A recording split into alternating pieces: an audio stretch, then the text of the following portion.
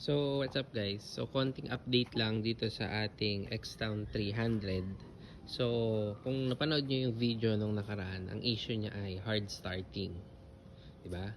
So, napagawa ko yon. Ang pinalitan nga is yung spark plug, fuel filter, nagpalinis ng throttle body, tsaka FI cleaning.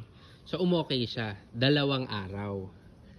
So, hindi ko lang na video, pero ang may tama pala talaga sa kanya is yung fuel pump.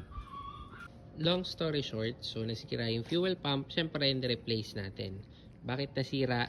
Kinalawang yung fuel tank dahil hindi siya ginagamit ng first at second owner niya. So, for context lang kasi, itong Xtown ko ay nabili ko lang ng second hand.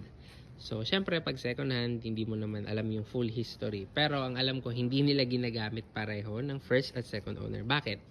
Kasi sobrang low mileage lang nito. So, kinalawang nasira yung fuel pump. So, hindi yun nakita nung unang chinek kasi malakas naman yung fuel pump nung tinetesting. Pero, medyo may sabit siya kasi barado na siya. No? Yung buong assembly niya, pinalitan natin.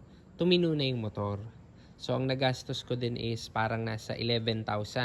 Yung fuel pump assembly niya nasa 8,300. So, wala pa din yung labor tsaka yung mga ibang sinabay ko. Basta nasa 11,000. Ngayon, ito na.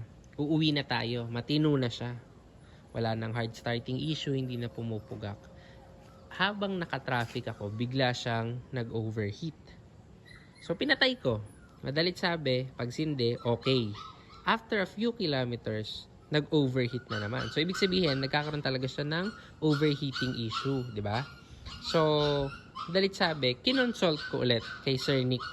So, ayan si Sir Nick, napaka-entertaining niyan sa questions ko kasi medyo mahilig ako magtanong. Siyempre, para alam natin, di ba, yung nangyayari sa motor.